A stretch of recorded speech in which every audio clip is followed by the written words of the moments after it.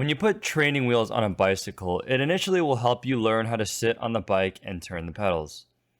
But if you keep the training wheels on forever, you will never learn how to ride a bike properly, right? Because you won't learn the necessary balance and braking that comes with operating a real bike with no training wheels.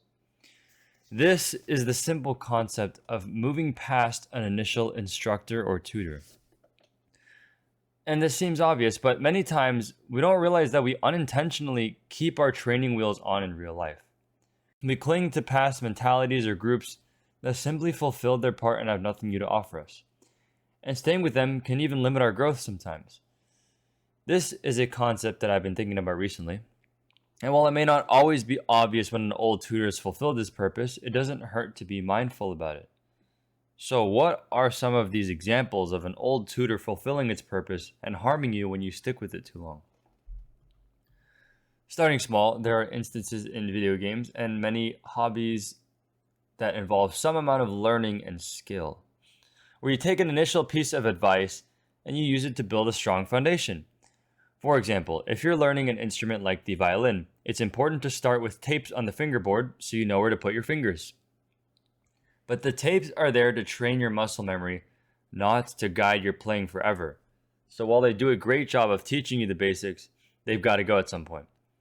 Using these beginner instructor tools in anything creative or anything that requires skill will ultimately hold you back after a certain point, because part of gaming or part of making art is freedom of personal expression and flexibility, and training wheels are going to reduce that experience.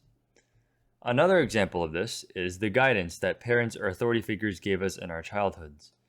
For example, our parents most likely told us to limit our time spent gaming and to primarily do it on weekends. The point of this rule was not to set a lifetime legal limit of only playing games on weekends. The point was to build self-control and discipline, and allowing kids to play on weekdays when they have homework, school, and extracurricular obligations would tell them that gaming is equally as important as these things, which is not what parents want. But continuing to follow this strict rule into adulthood would be potentially preventing yourself from a much needed break during the week. The self-control you built from your parents' rule would allow you to limit this time gaming during the week to what you need to rest up without going overboard. This may seem very obvious, but there are many subconscious rules we still follow without fully understanding why they existed in the first place. All these rules we were taught have value, but we should be mindful of them and understand them so that we can see what we actually learned from them in the end. The last example I want to provide to help show what it looks like to cling to old teachers is the grind mentality.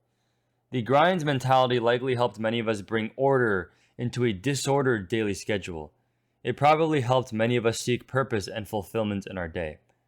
The initial motivation to grind all the time served as a teacher for us to do better and achieve our goals and be less lazy.